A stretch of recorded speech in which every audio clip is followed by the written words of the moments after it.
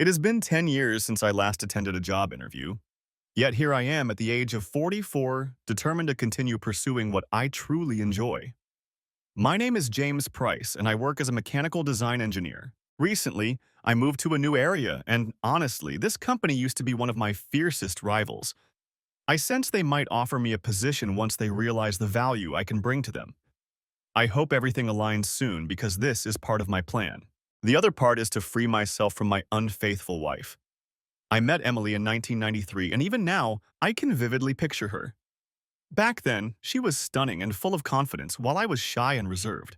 Growing up with a domineering mother certainly shaped my personality.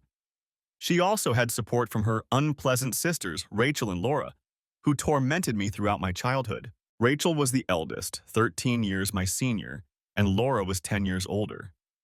I was apparently an accident, unplanned, and everyone blamed my birth for my parents' separation. My father left home in 1976 when I was only 5 years old and never returned. Only recently did I uncover the real story. Come in, Mr. Price. It's a pleasure to meet you. I was instantly drawn to the warmth of Michael Johnson, the owner of Sutton Hydraulics. He was the complete opposite of the oppressive man I was leaving behind. Thank you for having me, Mr. Johnson, I replied politely. Taking a seat in his impressive office, he sat opposite me and began, I'm surprised you are leaving Walker Engineering, Mr. Price. Please call me James, and I cannot wait to leave this place, I responded. They are doing an excellent job here, Mr. Price. James, I am sorry, he said, still staring at me with a puzzled expression.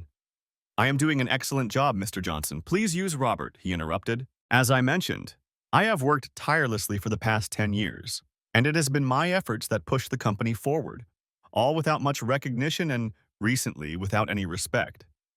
He studied me seriously for a few moments.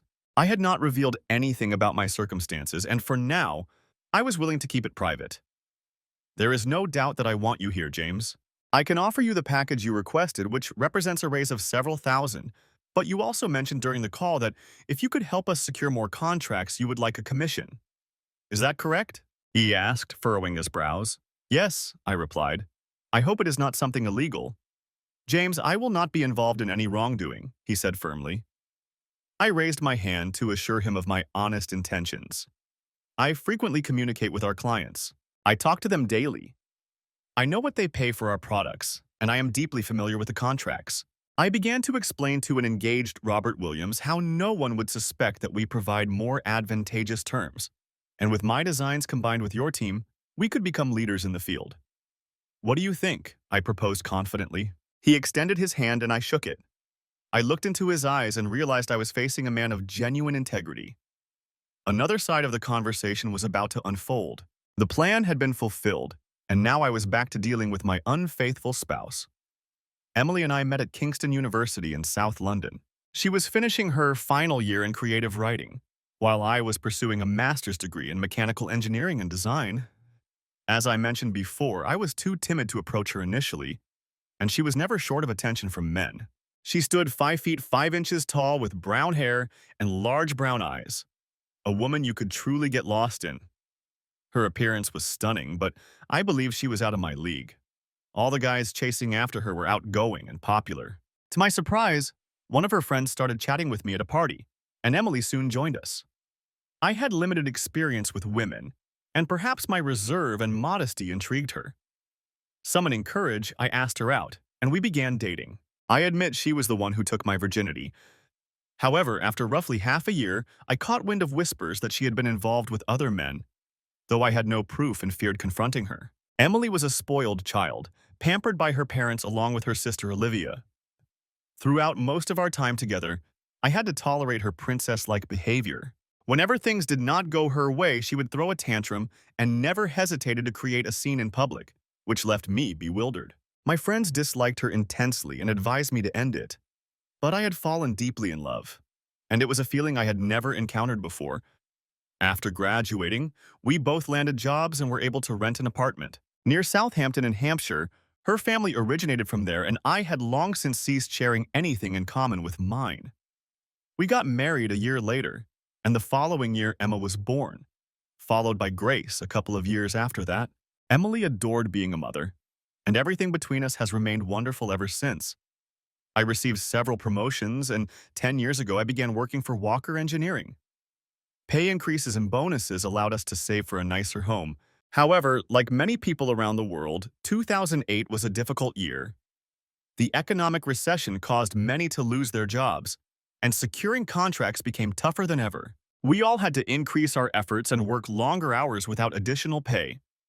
During this period, when both girls were attending high school, I discovered that Emily was involved in an affair with someone from our old university. My focus on work was so intense that I never figured out who it was until it had ended. My closest friend Toby believed it was a man from her class who had recently moved nearby. I confronted her about it one day, but she just laughed and told me to stop being foolish. Foolish as it may seem, I knew she was not telling the truth. Fortunately, because I kept my job and a good income, I was able to purchase a nice home. Emily had always insisted that I buy a house that reflected our status, whatever that meant.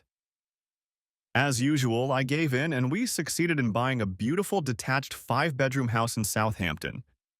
At that time, it was a buyer's market. We managed to secure a reasonable price despite the mortgage being somewhat high. The only step I took beyond the usual was opening a new savings account solely in my name where I deposited only my year-end bonus. Since I was the primary earner and handled all financial matters, I doubt Emily would have been aware of it even if I had shown her the receipts directly. Looking back, it turned out to be one of the smartest moves I could have made. I needed some security because I was uncertain if Emily intended to leave me should an old flame reappear. After that, things settled down and the girls remained my main focus. I motivated them into their education and tried to spend as much weekend time with them as possible. In fact, I was usually the one to take them to dance classes, concerts, and the zoo more times than I could count. Emily often seemed preoccupied with her coffee outings alongside her other pampered and idle friends.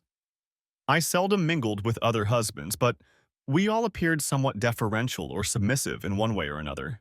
My buddies would tease me with the Rolling Stones tune under my thumb when I had to cancel my plans for Emily's wishes. Even at work, the men on the factory floor would make remarks about my marriage, especially highlighting Emily's dominance over me. It was only a few months ago that everything clicked into place. Grace had just left for university, and for the first time in 18 years, Emily and I found ourselves alone. Both girls had attended our old alma mater. While I was finishing unpacking Grace's belongings in the apartment she would be sharing with her sister, she suddenly turned towards me and questioned why I was still involved with their mother. I was taken aback because she had always been such a quiet child, much like her reserved father. "Daddy, I heard she's spending time with Henry Walker at your company," Grace said, and I can still recall the tears shimmering in her eyes as she spoke. This information was new to me, yet not entirely shocking. Throughout the years, I could have looked into her affairs, but refrained from doing so out of concern for breaking up the family and causing my daughters to suffer, possibly leading them to resent me as my sisters had resented our father. I allowed myself to be deceived because the alternative was too painful to consider. I still cared deeply for her, but I loved the life we created even more. This revelation evoked several thoughts within me. First, I recognized for the very first time that my daughters' feelings of antagonism towards their mother were much stronger than I had believed. They loved and admired me, but clearly felt let down that I hadn't been more firm with Emily. Secondly, it brought back old emotions I harbored for the women in my past, and how those feelings contributed to my vulnerabilities. Lastly, I realized that at work, the staff openly mocked and ridiculed me, especially about Henry Walker, who was actually the nephew of Jack, the company's owner, and the man who had cuckolded me. I felt lost and unsure of what to do, but one thing was clear. I could no longer endure this, especially now that the youngest daughter had discovered what Emily was doing behind my back, how she was mocking me. I realized I needed to confront her. My heart pounded as I sat at the kitchen table, waiting for Emily to come home. When she finally arrived, I found myself unable to speak. She simply looked at me with what I could only describe as indifference and disdain. She didn't utter a word while putting her bags away in the closet. At last, I broke the silence and asked, "Are you having an affair?" Emily turned towards me. Her cheeks flushed faintly, but she responded without hesitation. "I wouldn't exactly call it an affair, darling." Her admission left me stunned, and I waited quietly for her to clarify why being intimate with another man was not considered cheating. "You are an amazing person, James. You provide for me and you are my best friend, but there are things you cannot give me, she said candidly. I want the whole experience, and I am not embarrassed to admit it. So you're cheating on me? I asked, feeling defeated by her bold interpretation of betrayal.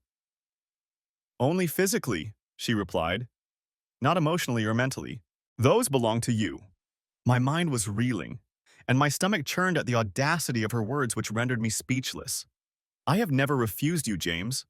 All I do is experiment with a couple of young men, she confessed calmly. I exclaimed, surprised by the calmness of her confession. I did not raise my voice once. My quiet reaction seemed to catch her off guard. She moved around the table and took a seat across from me. Don't shout at me, James, she said, steadying herself. You admitted to cheating on me first. I was caught between two men and expected to stay silent. I answered, I love you, James, but this is how things will be. Accept it, or I will leave and be with them. She delivered both a threat and an ultimatum. I just sat there watching as her expression softened briefly. I believed she noticed the pain on my face. Everyone does it nowadays, James. My girlfriends have had affairs with younger men and claim it improves their marriages. She said it casually. I was stunned, struggling to process it all. And now Emily was actually defending her cheating by saying that all her friends were doing the same. As for her idea that it would enhance our marriage, it was at best dismissive. She did not care about our marriage or me, only the comfort and security I could give her. I spoke again. So you mean I should accept another woman? Emily looked at me for a moment, then laughed in my face. I stayed quiet as she kept laughing, trying to pull myself back together. Yes, James, come on, be serious. You have trouble talking to women you've known for years. What chance do you have with someone new? She mocked me openly, giggling. I felt humiliated and ashamed, but she refused to stop. That is how it will be, James, so do not spoil a good thing. I am still your wife, I still love you, I come home to you every night. Do not ruin your life, do not complain about this. Do not do anything you might regret. Later, she left me sitting at the table, lost in thought about everything that had just changed in my life and my world. She spoke so freely about her relationships that I understood she did not care about me at all. I did not mind that most of her friends were like that, but that did not give her the right to behave in such a way. Moreover, she even had the audacity to threaten me. I was furious, truly furious. That night, I chose to sleep in the guest room because I could not stand being near her. Yet, around midnight, Emily woke me, asking why I was not going to bed. Was she really so oblivious? I knew she was spoiled, but honestly, come on, James, get over it. This is just how the world works nowadays. You are acting like an old man, she said. I remained silent but felt her presence on the stairs, peeking into the guest room. Suit yourself, James, you'll be back in bed soon, she said confidently. I know you never refuse me anything, and just like me, you know that I will have my way. In fact, she was right. What had I done during 22 years of our relationship that would indicate anything aside from my unconditional loyalty and readiness to agree to whatever she wanted and said? Everyone knew I was under her control, and now it was common knowledge among her friends and my colleagues that I was also a cuckold. I could not fall asleep, so I decided to go downstairs and watch television. There was a program about celebrities who investigated their family history. While much of it went over my head, it made me start thinking about my own roots. I had no contact with my mother or my sisters, yet memories of my father slowly began to surface. I could hardly recall much about him. Did he have a family? I suppose he must have. Why had he left us? Was it really as my mother claimed that he had abandoned us? Before I departed for university, my brother-in-law informed me that my father had passed away many years ago. However, my sisters refused to acknowledge any knowledge of this. In that moment, I resolved to remove them from my life entirely. The very next day, I left the house before Emily even appeared in our room. Her words kept echoing in my mind, and I fought hard to focus on something more uplifting to get through the day. I started reflecting on the television show I had watched the previous night and decided to search for information about my father. The girls no longer needed me as much, and my wife was involved with who knew whom. Perhaps finding out who my father truly was would give me some clarity and keep me occupied. One morning, I heard a voice say, "Good morning, James." I turned around to see Henry Walker, whose smug expression suggested he was barely containing his amusement. His look alone made my blood run cold. Without a word, I simply stared at him. "How is your wife?"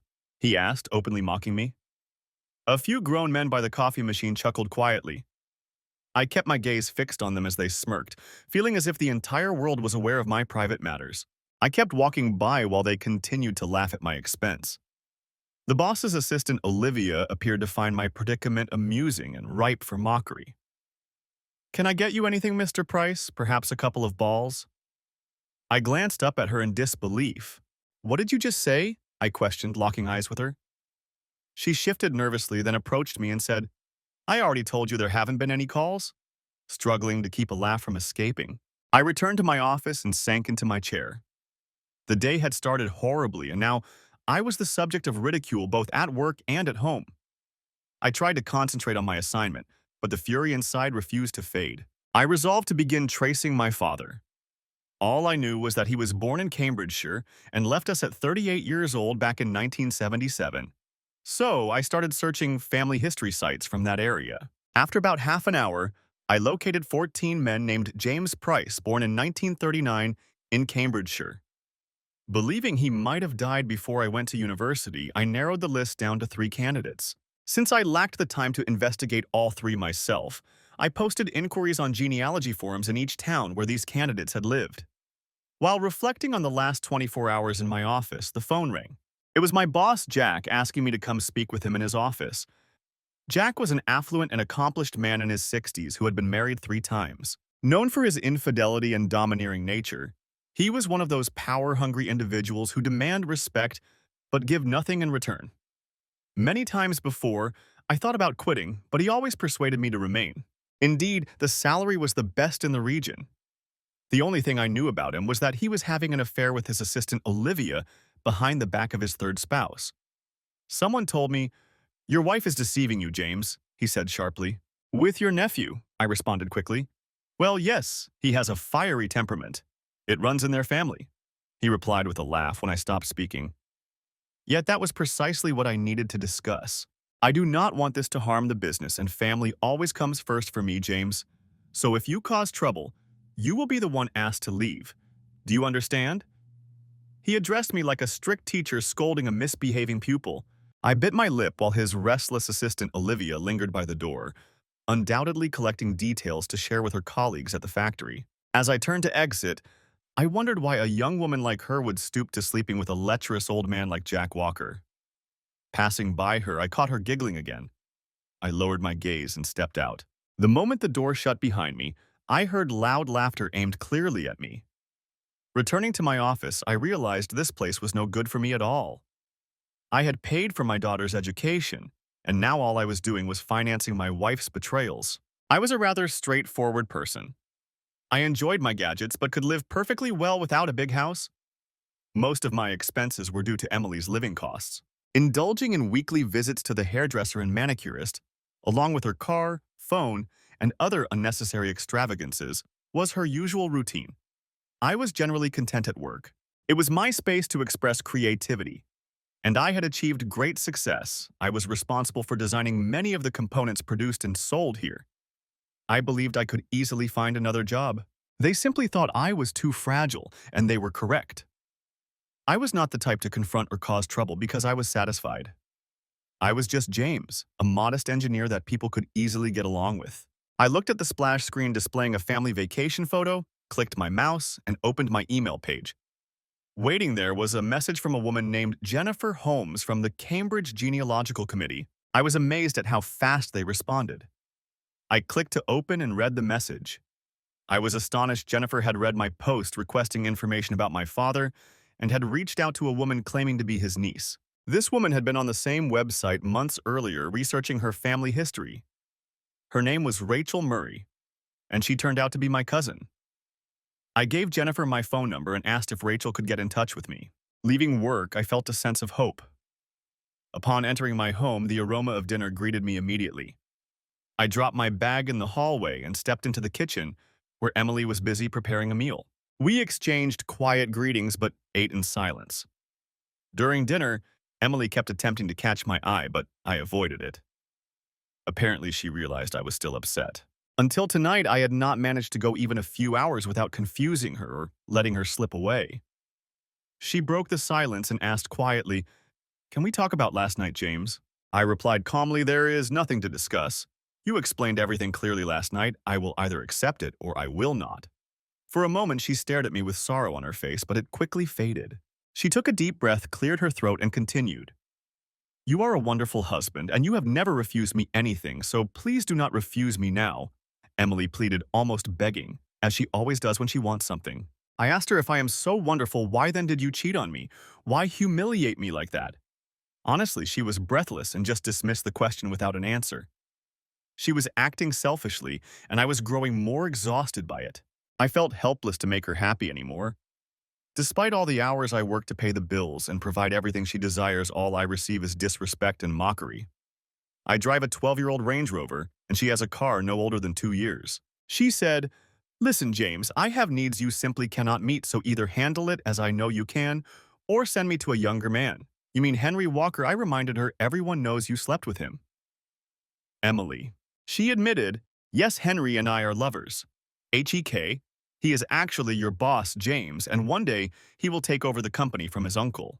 To be frank, he is giving me exactly what I need in bed right now, and if you do not give in and agree, I will leave you and he will provide me with everything else I desire and require. I remained silent as usual, simply rising from my seat and heading to the office.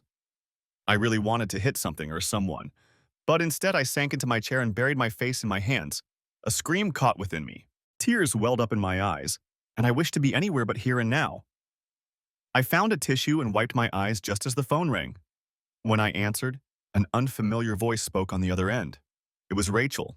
We chatted for about an hour, and when I finally hung up, all other worries vanished from my mind, replaced by a huge smile on my face. Rachel was overjoyed that I had chosen to learn about my father and shared a lot with me. She spoke so fast it was difficult to take it all in. I discovered that my mother had actually thrown my dad out of the house and had lied to me throughout my entire childhood. Sadly, he died in 1983 when I was only 11 years old. His death was caused by alcohol poisoning, and my grandmother always blamed my mom for his harsh temperament and fragile mental condition after he left us. Rachel explained that he desperately wanted to return to my life but was stopped from doing so. We planned to meet this weekend at her home in Cambridge. I felt excited and knew that this break would be just what I needed. The rest of the week dragged on. Everything stayed the same at home, but at work I was constantly mocked behind my back. Henry and his friends thought it would be amusing to hang a pair of panties on my office door. I glanced at Olivia, but she remained silent. Inside the panties, there was a note that said, "Please go back to your wife." My heart shattered. I sat at my desk that day, overwhelmed by tears. I longed to blame everyone else, yet somehow held myself responsible. When Saturday finally arrived, I told Emily I was going to visit a friend in London and she barely noticed. I assumed she would ridicule me, so her indifference made things easier for me. The drive to Cambridge was filled with tension. The M25 highway was a nightmare, as usual, and I reached Rachel's house almost an hour later than expected. However, this did not seem to bother her in the slightest as she greeted me with the warmest hug I had received in years. Soon I met her husband Greg and their 2 young children, Grace and William. Once the introductions were done, we began discussing my father and my new family. Rachel had such a heartfelt and generous nature. She and Greg often interrupted and completed each other's sentences. It felt like they were both eager to share our family story. During my stay, David and Lucy Price joined us. David was my cousin and Rachel's brother. We got along very well, and he contributed all the information he had about my father and family. After lunch, we took a small trip, giving me some time to reflect.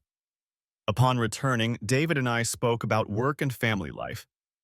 He could sense that things were not going well, and for some reason, I decided to open up to both of my new cousins.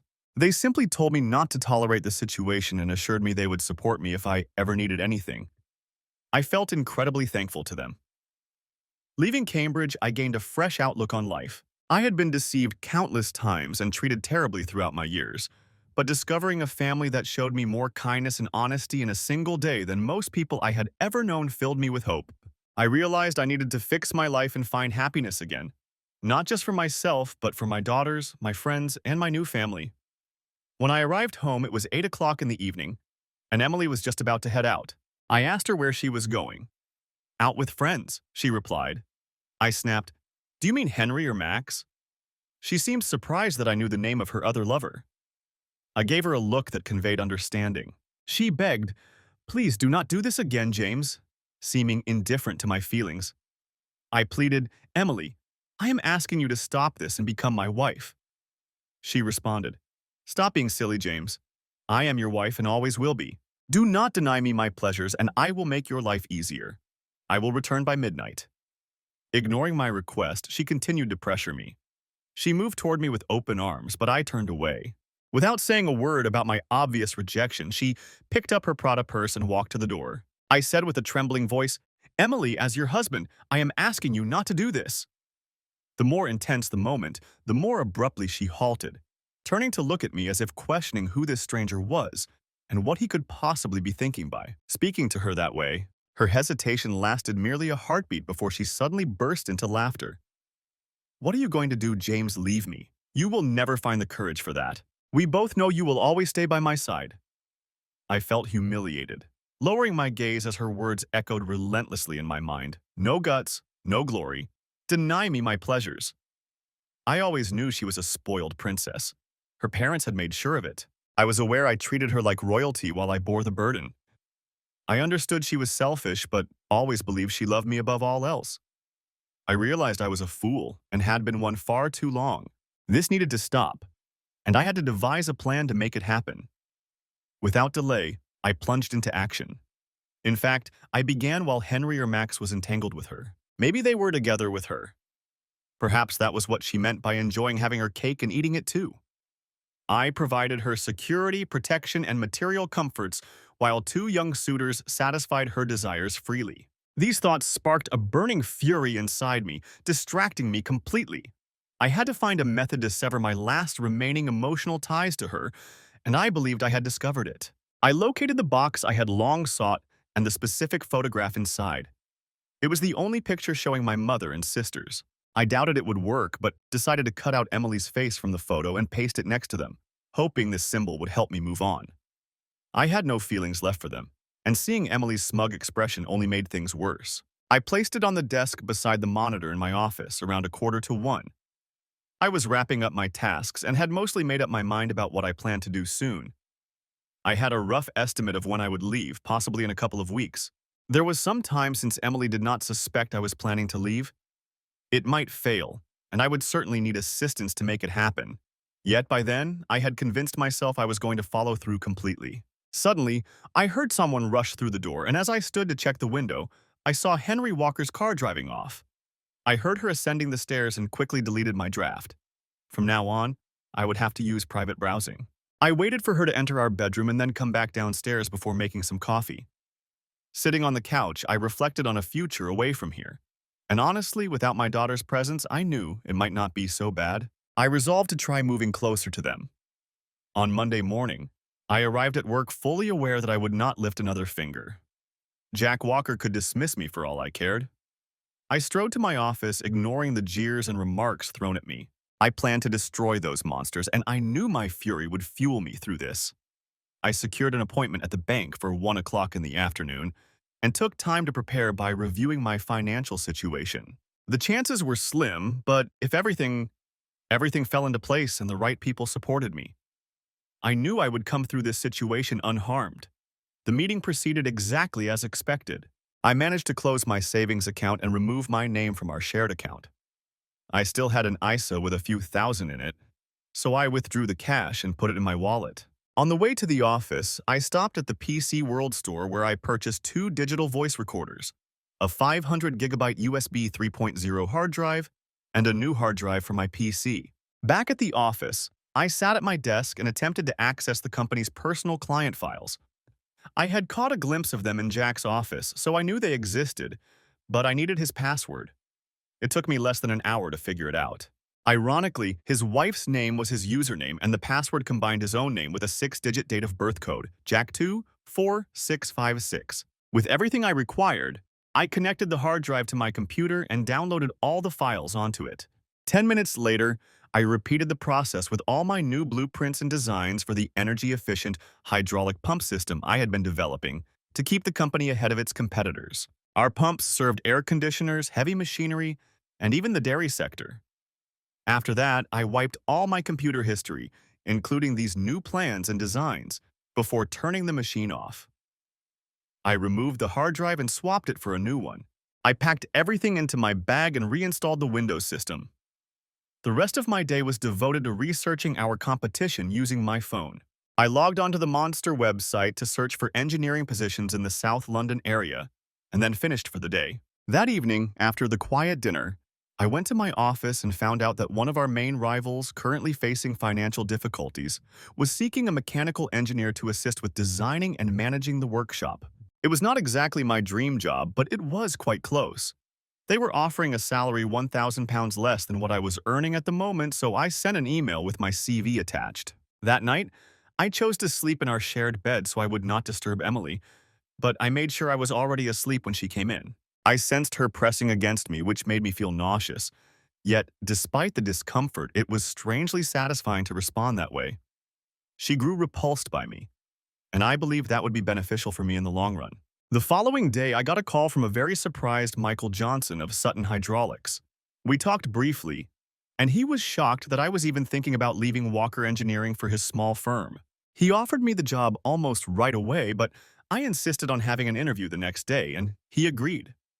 Another crucial piece fell into place, and the process began moving rapidly. Since I had a lot of spare time, I started browsing apartments in the vicinity. I did not need a house, and although there were not many choices, I succeeded in finding a really nice apartment to rent.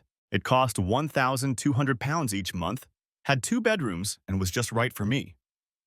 The apartment was 15 minutes away from the girls and just 5 minutes from work. I had scheduled a viewing for the day after my interview with Michael Johnson was finished. Afterwards, I contacted Jack and let him know that I needed to meet my daughters in Kingston the following day to sign some documents, but he simply dismissed me and said go ahead. That same evening, I called my closest friend Toby Brown.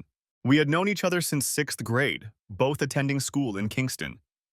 He had studied finance and mathematics and was now a prominent banking analyst in the city, living with his wife and children in a lovely house in Twickenham. Above all, he and his wife despised Emily, so we seldom interacted as couples. Emily felt envious of Sarah because she was a driven web developer married to a wealthy banker. Even though I had given her so much, it seemed I was still not enough for her. I planned to meet Toby the next evening after the interview and the apartment viewing. He sensed I had something on my mind, but I told him I would explain everything when we met. On the way, I reflected on many things. Today was significant not only for my near future plans, but also for my overall future. At that time, I had no clue how the girls would respond. Until recently, I had intended to retire at 55. I was considering investing in a villa in Italy or somewhere similar. My mortgage would be fully paid once I turned 50, and those extra 5 years of working would let us save a nice fund without depending on retirement benefits. My new job was located about 20 minutes away from the girls' apartment. The meeting ended quickly, and the apartment was just right, so I had plenty of time before meeting Toby. I picked up lunch for myself and the girls and headed to their place. They lived together, and I was covering half the rent. As I got closer to the house, I wasn't sure what I would say to them. I didn't know how often they talked to their mother, but I knew I didn't want to keep anything from them. When they saw me, they ran up and hugged me as I was stepping inside. My smile was impossible to miss. I missed both of them so much. "Daddy, Daddy!" they shouted, laughing like little kids again. They took me inside, and I laid out the lunch I brought. We ate while they shared stories about their lives in school. I felt so proud of my 2 girls. Emma had already been studying pharmacology for 2 years, and Grace was pursuing nursing. Both careers chosen by kind and compassionate souls. I saw Rachel in them and talked a lot about our new family, promising that we would all get together soon. After we finished lunch, I took a sip of coffee, sensing they knew something was up. "What is it, Daddy? Tell us," Emma asked. I hesitated, then said, "You know your mom cheated on me, right?" They glanced at each other before looking back at me, nodding together. "Well, I've had enough. I've decided to leave her," I muttered quietly. Everyone smiled. "Good, Dad," Emma said. "About time," Grace added. I quietly asked, "You're not upset or anything, girls?" "No, Daddy," they replied. "For as long as I could remember, she had been rude to you," Emma growled. I considered scolding her for showing disrespect to her mother, but decided against it. In fact, I thought she deserved it. I also felt a wave of shame because they had obviously witnessed this behavior growing up. I prayed they would not repeat their mother's mistakes when it came to men. I hoped I had not caused them any pain because of my weakness and failures. I also wanted them to believe I respected them. "What are you going to do, Daddy?" Grace asked. I told them I had secured a new position and planned to move closer to them. They were both excited and surprised that I was actually ready to distance myself from their unfaithful mother and had already begun making arrangements. They gave me two tight and affectionate embraces for that. I assured them I would do all I could to safeguard my financial stability without sharing too many details. When I stood to leave, they promised their support no matter what. Although they loved their mother, she came after me and had always been second. I left their apartment filled with joy and was prepared to start the next stage of my plan. This stage was the most crucial. Toby and Sarah met several years after he graduated from university. They are among the kindest people I know, and tonight I would need their assistance. I was greeted warmly as usual, but my mind raced with what I was about to request, and they were both aware of it. They wanted to know if I felt overwhelmed right away, so I didn't hesitate to explain the situation. There was no use hiding anything, so I shared every detail about what had occurred and the initial phase of my plans. They were more shocked by my determination to stand firm than by Emily's betrayal, since that seemed pretty normal to them. "Why did you break up with her now?" James asked. Sarah offered me another cup of tea, but I declined anything stronger because I had to drive home later. I had always suspected she was cheating on me, but I never had proof. Now that she confessed, everything suddenly made sense. I also uncovered something that made me decide I had reached my limit.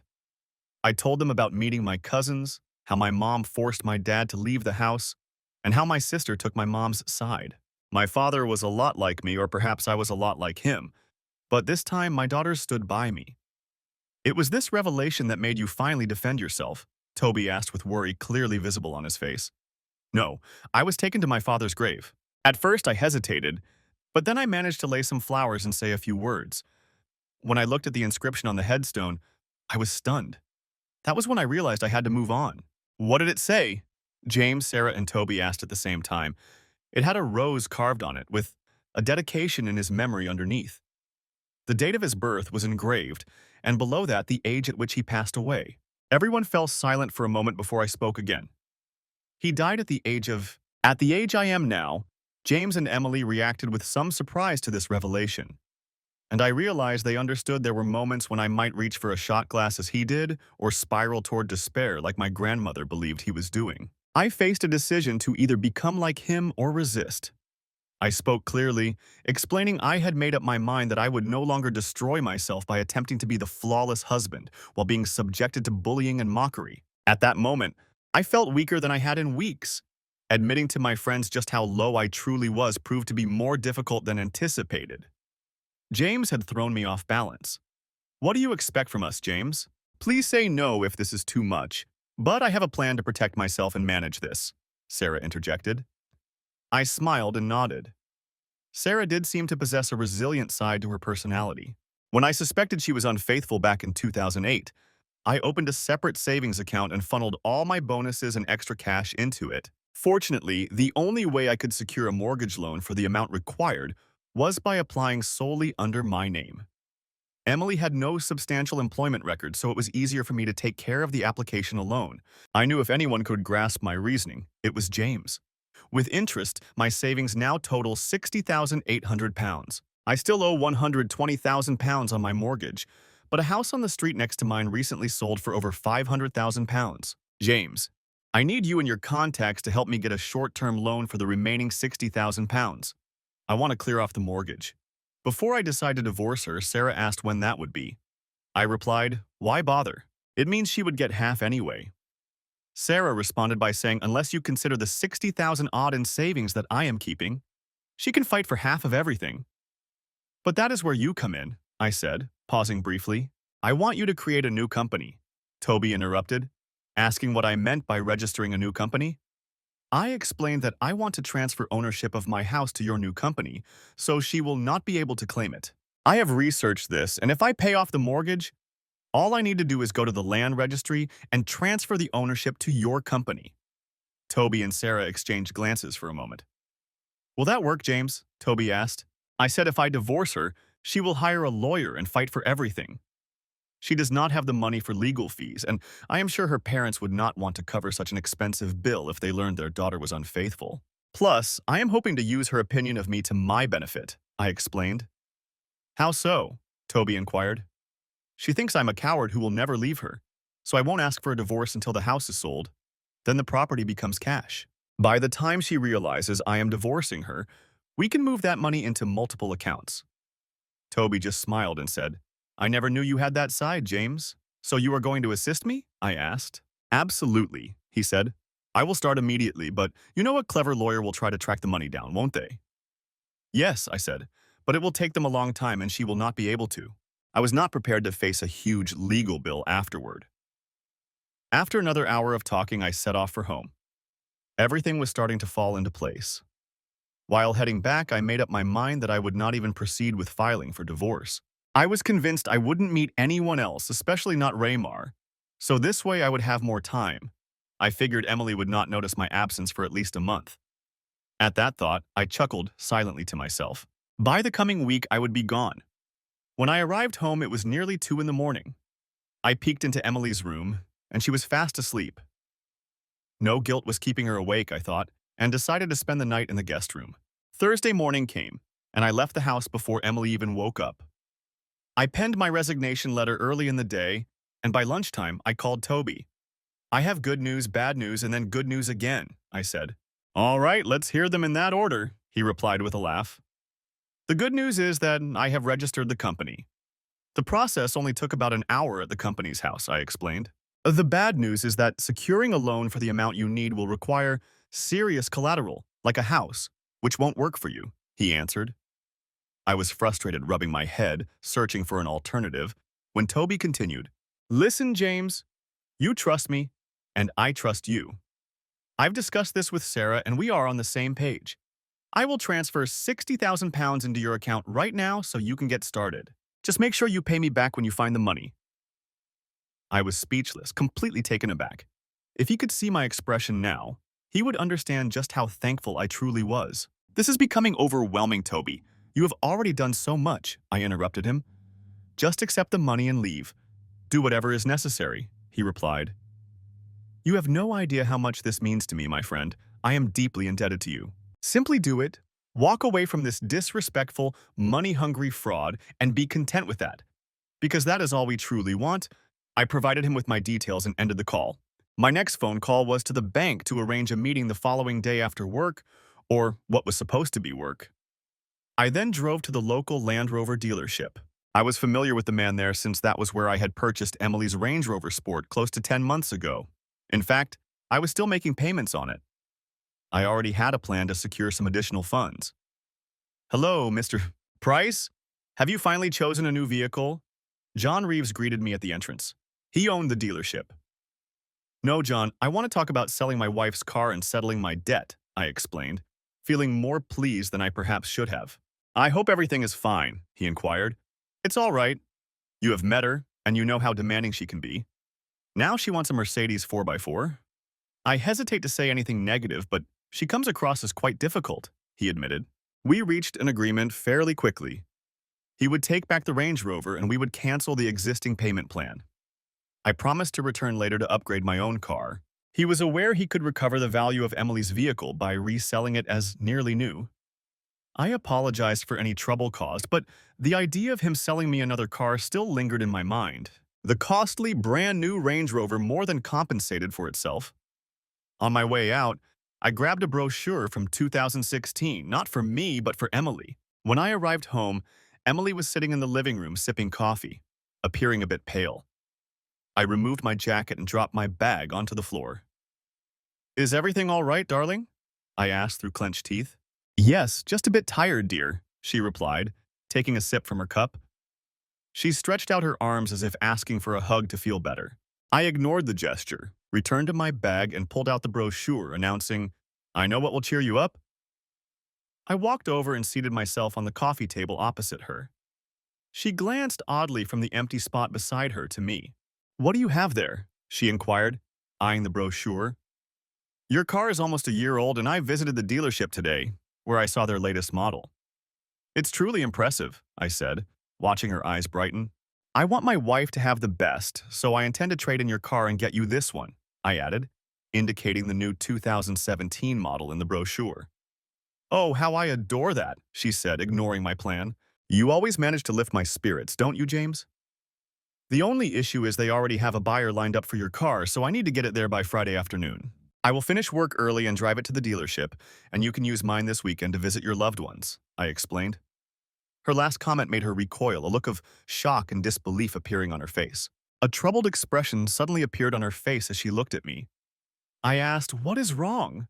"Nothing, James. I just assumed you were still upset about the agreement between us," Emily said. "That was never our pact. It was yours," I replied. "I had no say in it, yet it seems I have no other option, do I?" I asked, hoping for some clarity. She only nodded quietly, as if to firmly remind me of my position, and I gave in.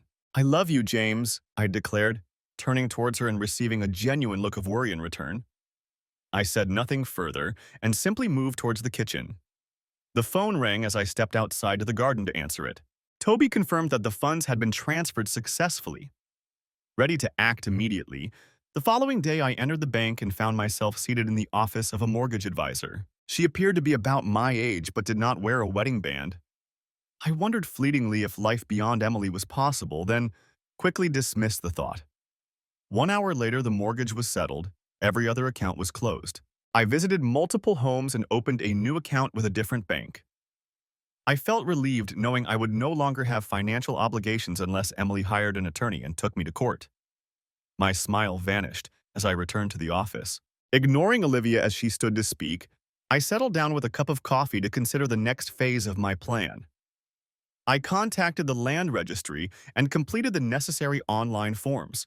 Equipped with all the information about Toby and Sarah, I applied to a new company and within 10 minutes received a confirmation email stating that the process would take 3 to 5 days. Afterward, I could simply give the paperwork to Toby and he would register the property under his company. I decided to explore the internet, searching for furniture and information on how to cancel the utilities at the house. I had to wait for the right moment, but in the meantime, I began setting up new accounts for my apartment in Sutton. I finally had one task left, something I had been postponing for a while. I knocked on Jack's door, and Olivia was there with him, as usual. That sly old man often took advantage of her on Fridays, and it seemed I interrupted their intimate moment. She left us alone. "What can I do to help, James?" he asked cheerfully while guiding Olivia out of the room with a look. I placed my resignation letter on his desk. He glanced at me with a foolish grin. "What's this?" he inquired. "I have resigned," I said firmly. "I believe it's best for me to leave immediately considering the circumstances between our families. I doubt Yuke wants me around much longer." He looked stunned. "I would appreciate it if you could prepare my P45 by Monday, and please keep this quiet. My wife is unaware," I added with determination. "But you cannot do that. We need you," he replied in desperation. "Not as much as you need your nephew." "I will come by Monday to collect his remaining belongings," I responded. Then I pretended to drop a pen from my pocket. Bending over, I pulled out a digital voice recorder. I managed to hide the recorder in my sock, attached a pin to it, then stood up and pressed the record button. I slid it under the seat and into the wooden frame. If this is all Jack needs, I have things to take care of. "All right, James, but don't come back begging when you run out of money. Your cash is what's keeping your unfaithful wife by your side. Are you aware of that?" "Of course, I know that, Jack. I wish my wife were as loyal as yours," I said, smiling knowingly. I realized I struck a nerve and left his office. An hour later, I drove home, grabbed Emily's car and magazine, then headed to the dealership to drop off her vehicle. Luckily, Michael Johnson offered me a ride home, which I gladly accepted. When I returned that evening, Emily was sitting at the kitchen table, her eyes swollen and red. I could tell she had been crying. "What's wrong, E?" I asked gently, trying to sound sincere. "We need to talk, James," she said, motioning for me to take a seat. I felt like I was being exposed, fear creeping inside me. "What is it?" I asked, my heart pounding. "I was at the doctor's today and I was diagnosed." She hesitated, battling the storm of thoughts inside her head. How serious was it? What kind of man would I have to be to abandon a woman with a grave illness? She stammered, Just tell me, Emily, please." I begged her to say it. "I have gastric cancer," she finally confessed, breaking down in tears. I burst out laughing. Yes, I laughed. She just stared at me, and it was not amusing at all. I felt so embarrassed. I turned to her, and she looked bewildered. This was meant to be humiliating. Well, I know I am clear because I have not been with you for over a month. And when I heard about your escapades, I used protection, I explained, trying to keep from sounding smug. She replied quietly, so everything is all right so far then? Yes, it's all fine. She remained silent. Just make sure you take your medication and very soon you will be back on your feet again. Oops, I actually meant standing properly. If looks could kill, I would not be alive right now. I need to find out who gave you this and tell them to take it to the doctors before it spreads further, I said as I stood up and left her weeping at the table. That night I had my first restful sleep in months. Naturally, I chose to sleep in the guest room. I did not want to take any risks with a worn-out wife. On Saturday morning, I felt fantastic. A good night's rest truly made a difference. So I went to our bedroom and gently woke Emily to let her know I was going to visit Rachel and Laura. I promised to pass on all her wishes and encouraged her to rest and heal. I spoke with as much affection as possible. She smiled weakly and requested a hug. I gave in, but only half-heartedly.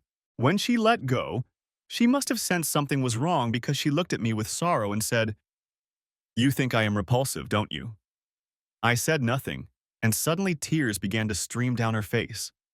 "I just want you to," she whispered. "I just want to feel better, that's all. Oh, James, I love you so much, but I think I messed up badly." I confided in Allison about my problem, and she was shocked. At first, I felt sorry for her, but then she vanished even quicker than I expected. It surprised me a little. Then it hit me that I no longer felt any love for the woman I had been married to for 21 years. Could she really have disappeared so fast? Obviously, she could because I was prepared for it and her situation couldn't stop me. Without saying a word, I left the room, got into the car, and drove away. Later that morning, I sat down with the girls and told them everything that had happened.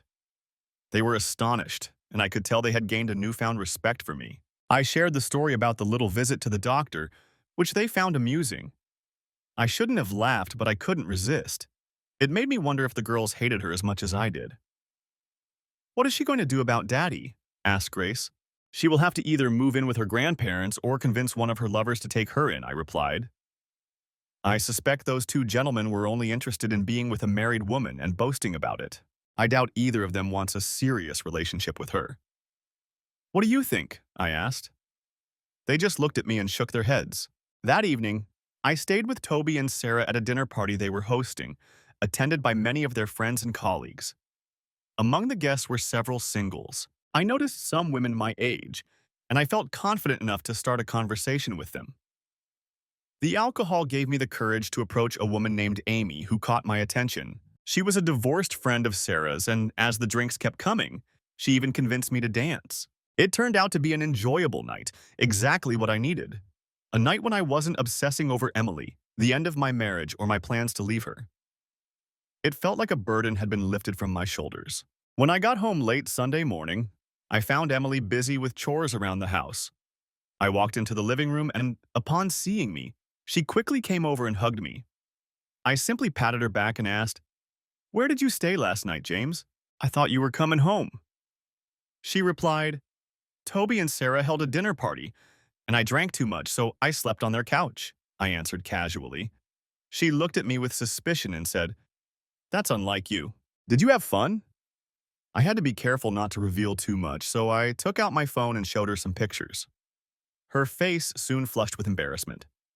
"Who is that woman?" she demanded angrily. "Oh, that's Amy. She's Sarah's friend. She made me dance. It was really fun," I explained. When I glanced up, I saw Emily glaring at me with anger. The irony of her being upset with me did not make sense. She was mad at me for simply dancing with a woman while she was regularly sleeping with another man every week. "I want to come with you next time. I haven't seen those guys in a while," she said. Returning to her usual complexion, I headed to the kitchen and started boiling the kettle. Emily followed me closely and asked, "Did you feel all right without the car?" I attempted to break the silence with light conversation and said, "I'm fine. When will my new car arrive?" She replied, "They mentioned it would be delivered on Wednesday." Turning around, I noticed she appeared a bit uneasy. Then I added, "If you want, you can come Monday afternoon and pick it up." She answered, I have plans on Monday, like getting my hair done and going shopping with my sister, clearly not too worried about the missing vehicle. I offered, I can drop you off in town to meet your sister, then she can drive you to the dealership. After that, you can come back in your new Range Rover. Grinning with enthusiasm. Smiling, she stepped towards me with open arms. I faced the kettle again, pretending not to notice her. Throughout the day, Emily stayed close, and I felt uncomfortable. She kept attempting to kiss or hug me, but I found excuses to leave. I believe she understood the reason because when I went to bed, I saw her crying once more. I asked, "Good night, Emily. Will you sleep with me tonight?" She whispered, "James, I want to snuggle up with you and hear that everything will be all right." I felt nothing and said coldly, "Not until you get permission from Dr. Emily. Sorry, but you made your own bed." She responded firmly, "Well, when I am better, I am sure I can find a man who wants to share a bed with me. I still have a lot of losses to deal with." "Time to make amends," she snapped sharply. I chuckled quietly to myself. It had taken more time than I anticipated, but there she was. She had returned. All the regrets from that Friday night had vanished. For the past 21 years, I would have easily fallen for her, yet this time I dismissed her tears and made my way to the guest bedroom. Last night she said she would stay there. I was relieved when she spoke those words since they erased any trace of uncertainty lingering in my mind. Looking at the photo of her alongside my sisters, all I felt was resentment. She acted sweet when she sought something, but if denied, she was cold. Monday morning arrived early. Emily was also up ahead of time. She had a hairdresser appointment scheduled for 8:30. I drove her downtown as planned. I reminded her, "Remember to take a taxi to the dealership around 2 in the afternoon. They are waiting for you." I ignored her tries to kiss me as I pulled away, realizing this could be the last time I would see her. Somehow, despite my fears, I hoped it would happen as long as I could make it so. While leaving, I called the mobile provider and canceled both our plans. I stopped by the roadside to pay a fine using my card. The company informed me our phones would remain active until 5 o'clock in the evening. Perfect. Then I proceeded to the office to collect my P45. Upon entering the factory, a quiet mood prevailed. News of my departure had clearly circulated, and for a fleeting moment, I caught a glimpse of fear on someone's face. I couldn't understand the expressions on their faces. As I walked down the corridor toward my office, I passed the coffee machine where the usual suspects were gathered. I wasn't certain if Max and Henry were aware that they were both involved with my wife yet, but there they were, smirking, sharing jokes among themselves as they glanced at me. "Good morning, guys," I greeted cheerfully.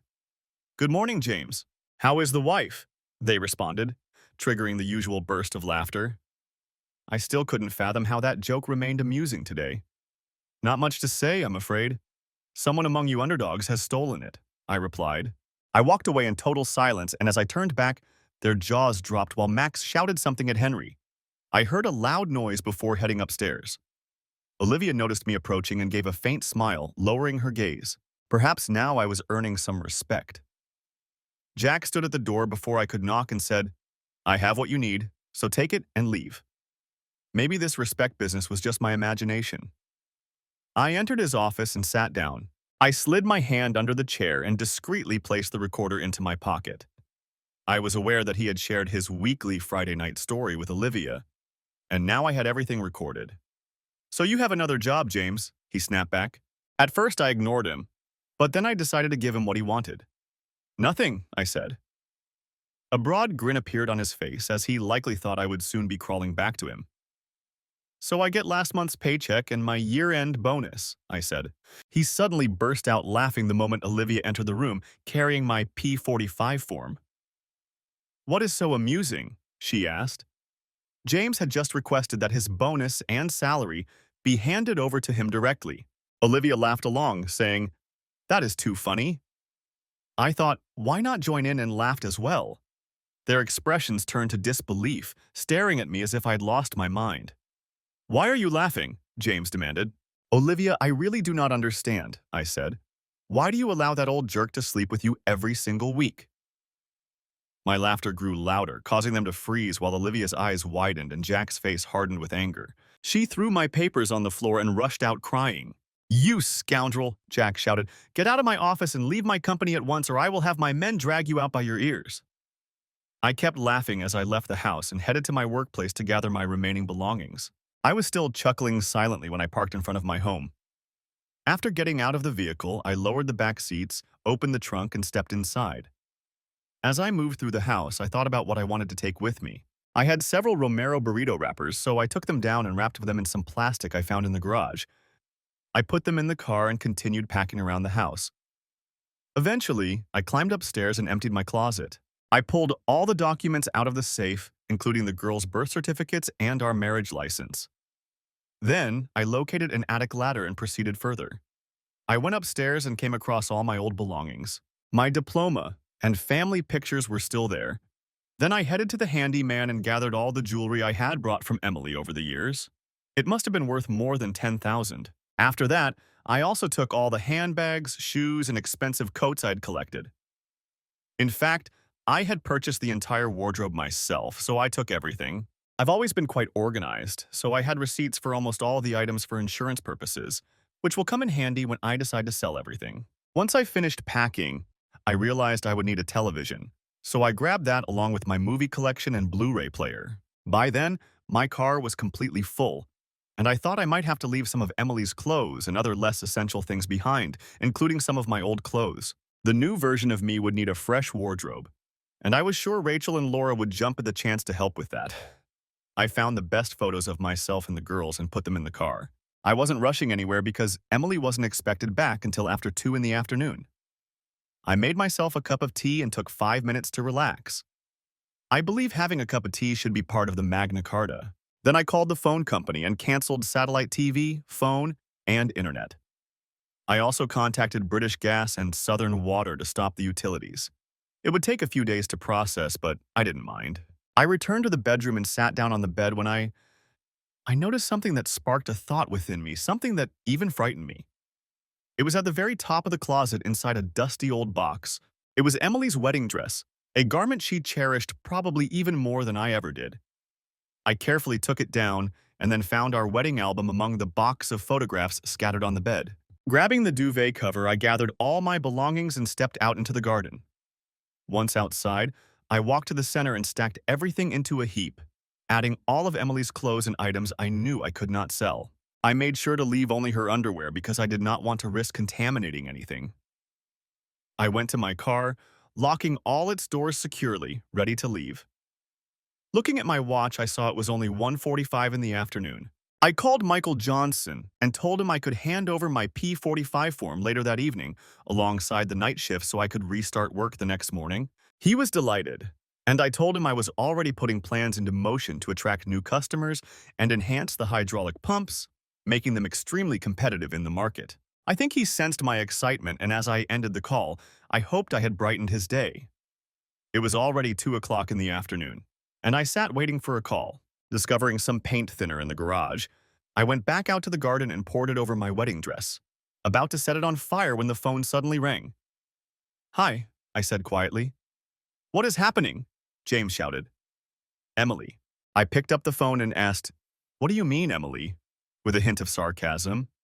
She replied, "Don't pretend you don't know, James," her voice sharp. I urged her to stay calm and asked, "Emily, what is happening?" For a moment, silence filled the air. Then I heard her gasping for breath. In the background, her sister's voice echoed. Emily said, "I was told you did not bring me a new car. You sold mine." Shocked, I asked, "What are you talking about, James? What is going on?"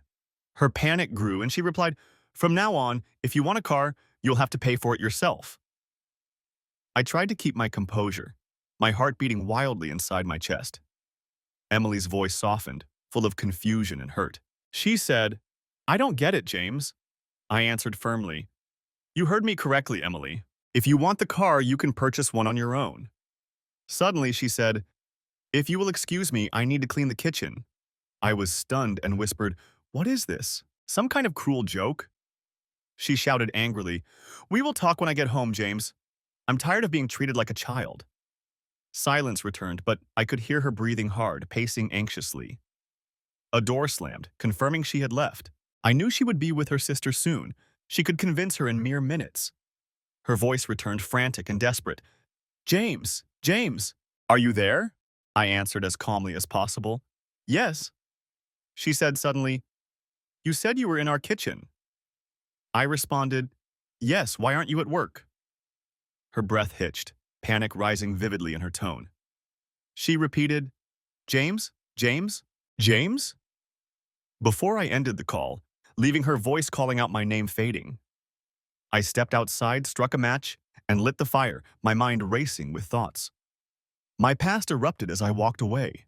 I took the marriage certificate from my pocket, tore it into pieces, and left it on the kitchen table along with the only photo of us all enjoying a vacation at Disneyland. It was a fantastic time filled with many joyful memories.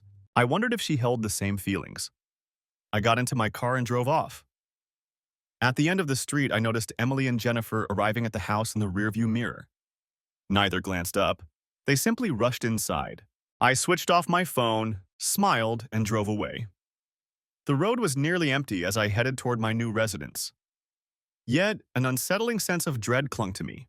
I knew this was not the last encounter I would have with Emily, and once my plan unfolded, she would do anything to pursue me and exact revenge.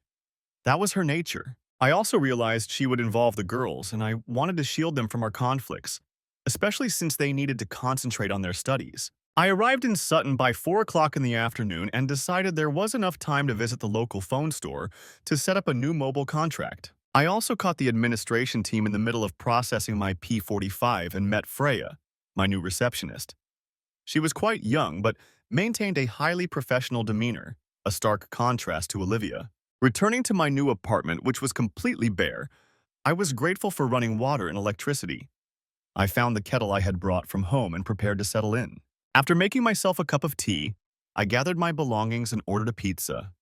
I retrieved my old cell phone and powered it on, although the signal was lost. I chuckled quietly, knowing that Emily was now without her phone as well, which would give the girls some much-needed break before I could contact them. I laid out my sleeping bag in the living room and waited for dinner. Furniture was meant to arrive over the weekend, but for now, I was just relieved to be away from Emily. I opened my laptop and located the voice recordings I had taken in Jack Walker's office. I downloaded the files and listened carefully for proof of his betrayal towards Olivia. After making several copies on 2 flash drives, I wrote down the addresses of Margaret Walker, Jack's wife, and Peter Lewis, Olivia's boyfriend, then loaded a thumb drive into each one. I planned to send them off tomorrow before heading to work. At last, I decided to phone my daughter Emma to update her and ensure their mother would not know my location. To my surprise, she admitted she had not spoken to her mother yet, likely because she also did not have a working phone. Within 1 week, I had managed to furnish my apartment fully. With no time to waste, I reached out to Walker Engineering's clients and convinced them to move their business to Sutton. Upon seeing our offer, most quickly switched sides. A few chose to remain loyal to Jack, but the majority despised him. He was barely tolerated because of the exceptional products we supplied. I knew James would not quickly realize why his company was losing clients, but honestly, it did not concern me. I also understood that now, with all the utilities disconnected from my old house, Emily accepted that I was not returning. There was no chance she could cover the expenses, so I was confident that Toby could safely start the selling procedure. Rachel was eager to handle the responsibility, and by the week's end, the property already had signs posted. At this point, Grace reached out to me. Apparently, Emily had moved into her parents' home, and they were displeased that their beloved daughter had turned into a deceiver. Emily, of course, was furious with me and sought revenge for what I had done to her.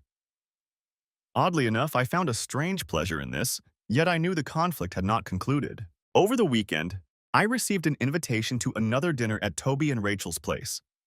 I was told that Amy would be attending, and that she had asked Rachel about me. I found out she had divorced some years ago and had remained single since her husband left, a year before the divorce was finalized. The separation had been amicable. She received the house, full custody of the children, and financial support. Sadly, she had become distrustful of men ever since. Since Rachel mentioned my situation to her, she had been eager to meet me, which was the real reason for the dinner gathering. Amy was 2 years my junior and had 2 teenage children who were older than me. I felt a mixture of anticipation and uncertainty. The evening was planned, but I figured it would not cause any harm. The dinner turned out to be a triumph, and I felt completely at ease for the first time since I had considered running away from Emily. James understood what I was experiencing without pressuring me or revealing that he liked me. We got intoxicated, danced together, and before the night ended, we exchanged numbers. He encouraged me to call if I ever needed someone to talk to, and I expressed my gratitude. I spent the night in the guest room at Toby's house, but fighting the hangover was becoming increasingly difficult, and the coffee offered little relief. Sunday morning brought positive news. Just 7 days after putting the property up for sale, I received two genuine bids, one of which I accepted immediately for £550,000. I realized the process might take some time to complete, but I agreed to the deal. Once the funds were available, I planned to open an individual savings account in the girls' names and ask Toby to allocate the remaining balance across various investment options. Additionally, I intended to reimburse Toby and keep a portion of the cash at home for security reasons, as I still felt the urge to protect myself. Another week passed, and I was pleased to hear from Toby that the sale might be finalized quickly. I contacted the relocation company and instructed them to clear out my old home. The girls reached out to their mother in case she needed anything, which only made her more furious and threatening. I reassured the girls that everything would be over soon. On Tuesday morning, I was speaking with one of our new clients who was meeting Jack. James discussed a potential supply contract extension with Jack. He mentioned that he was relocating to Sutton Engineering, which did not surprise Jack at all. He discovered that Sutton Engineering had to reduce their workforce by half because of job cuts. James also told me that Mrs. Walker was ending her marriage with Jack due to infidelity. I felt no pity whatsoever as I was already calculating my commission earnings while we spoke. I had no clue about Olivia and her boyfriend's situation, but I knew he had received my gift. If Mrs. Walker had hers too or not, I was sure she understood very well the reason behind her divorce. I wondered what her relatives and friends would think about her having an affair with an older man. To reward me for all the new projects I had secured, I was handed the keys to a brand new Land Rover Discovery HSSE. I was already imagining how I would spoil myself, but Michael Johnson and the senior executives were extremely pleased with my performance and the company's positive direction. They gifted me the vehicle along with a commission bonus, amounting to more than £3,000. While gazing out of my office window admiring the new car, a Ford Focus pulled into the parking lot. I froze immediately as I recognized it belonged to Diana, Emily's mother. I leaned back in my chair and braced myself for the inevitable. The phone rang seconds later and I answered. Freya, my assistant, said, "Mr. Price, there is a woman in the waiting room who says she is your wife." I told her, "Inform her, I have a meeting and I will be down in an hour." 3 hours later, I glanced out the window and saw that she was still sitting there. I let out a loud sigh and decided it was time to leave for the night. If she noticed me, I would have to deal with it, and if she didn't, I would just drive past. After all, she had no idea which car to focus on. I exited through the side door and walked toward my vehicle. Just as I was settling into my car, I heard the screech of tires. Before I could react, she had pulled up and was blocking my path. She jumped out, storming toward me with a stormy expression. Her appearance was rough. Her outfit looked like it came from her sister's old wardrobe, and her hair seemed like it hadn't been brushed for weeks. She screamed at me, "You bastard!" and threw a slap in my direction, but it missed. "I hate you! I hate you!" she yelled. "Yeah, I hate you too, Emily. Now say whatever you want and then get out of my life," I replied, trying to keep my voice steady. She only stared with tears streaming down her cheeks. "You ruined my life, you bastard," she whispered sadly. I stayed silent, listening as she continued. "You destroyed all my stuff, my wedding dress and my clothes." Everything she mentioned was about her, which didn't surprise me in the least. Then she added, "And you canceled, forcing me to move in with Mom and Dad." She paused and stared at me, waiting for a response. "Is that all, Emily? Don't you have anything to say for yourself?" I asked. She shouted back angrily. After a moment of thought, I surprised her by inviting her into my car. She didn't expect it, but I no longer wanted to create a scene in public. Once we were seated, I noticed, no matter how terrible she appeared, it was clear that age and the venereal disease had taken a serious toll on her looks. She pleaded, "Please come home, James. We can leave all this behind us. I forgive you." Did I just hear that correctly? Or were my ears playing tricks on me? "You forgive me?" I questioned, hoping I had misunderstood. "Yes, James, I will forgive you for ruining my belongings and my life." Was she out of her mind, Emily? I wondered.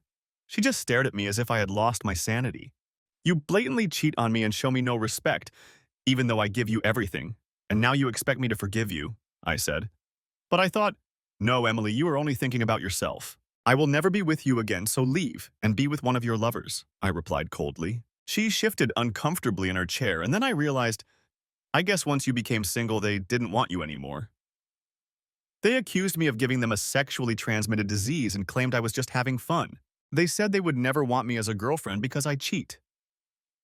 For a moment, I thought it was harsh, but she had already sealed her fate. Well, that was obvious, Emily, so go find someone else. My girlfriends have started acting differently since we broke up, and their husbands have begun doubting their loyalty, which means I have been discarded. Surprisingly, I can be a bad influence. The word separation echoed in my mind. I realized it meant I was still tied to her, and I felt a deep sorrow. My parents are disgusted, and everyone else too. The entire town had caught wind of my minor illness. This was certainly due to my so-called friends and former lovers. Now even some factory workers had been dismissed, and somehow I was blamed for their misfortune as well. The reality was that she bore some responsibility for the downfall she experienced, yet I could not help but feel pity for her. She had made mistakes and was facing the consequences, but the severity of her punishment seemed excessive. Her life had once been wonderful, and she destroyed it through selfishness and a lack of respect. Still, I understood that I had to keep going and rebuild my life. I am left with nothing, James, I whispered, my voice small and broken. I need you and I want you back in my world. I have no money and no job. When will my share of the house come to me? Here it is, I said. You never told me you loved me. You only said you needed me, Emily. And I don't need you. Regarding the house, I didn't pay the mortgage and ended up losing it, I admitted. Her eyes grew wide and her mouth fell open, shocked by my honesty. At least I was prepared for how this meeting would conclude. I want a divorce, I said plainly. No, please, James, she pleaded. We have spent over 20 years together and I made a small error. You are abandoning me for one terrible mistake. I answered that this was a very serious and unforgivable error. Emily, and I have no intention of coming back to you.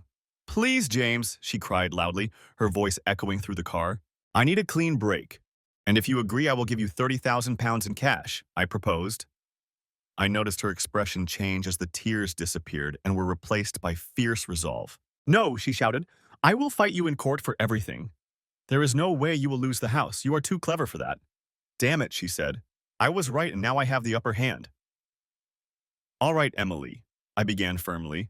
You will never get a single penny from me. She shifted her hips and stepped closer, challenging me. I will fight you for everything and more. I replied, James, you don't have any money. She retorted, I will shuffle my assets so much that you will end up spending a fortune trying to uncover them all. I responded confidently, I am clever, so by the time your attorney finds anything, you will have racked up fees that will cancel out any gain. I advise you to accept the money I am offering or I will just give it to someone else. It's your choice. I spoke strictly, keeping my gaze locked on her. You bastard. I loved you and gave you children and this is how you treat me, she said angrily. Thanks to me, our daughters will have a bright future. They will not be deceitful or selfish, but kind and selfless, unlike their mother. So take the money and leave my life. My anger began to rise as she stared at me like I was a stranger. Fine, she hissed. I will accept the money and agree to the divorce. With those words, she got out of my car and slammed the door. Moments later, she sped away from the parking lot. The next day, I filed for divorce, citing adultery. A week later, I arranged to meet Emily at the girl's apartment. The sale of my house was completed, but I refused to invest any money until the divorce papers were signed. We tried to keep a polite atmosphere in front of the girls, although it was far from easy. I handed Emily the money, and she signed the documents. I kissed the girls goodbye. I wished Emily good luck as I was getting ready to leave when suddenly she broke down in tears once more. However, I sensed her crying was more for the sake of the girls. Emma and Grace glanced at me with raised eyebrows, clearly aware of the reason. I'll see you next weekend, Dad, Grace said. As I headed towards the door, I turned back to the room where Emily was still sobbing quietly while everyone else ignored her. At that moment, I suddenly understood what Grace had mentioned earlier. Oh yes, the Coldplay concert everyone was eagerly anticipating. Are we going to meet you in London or drive together? Emma asked. I'll talk to Amy and update you during the week, I replied one final time before leaving. Just as I stepped out aside, I heard Emily shouting something, but I decided to disregard it and walked away.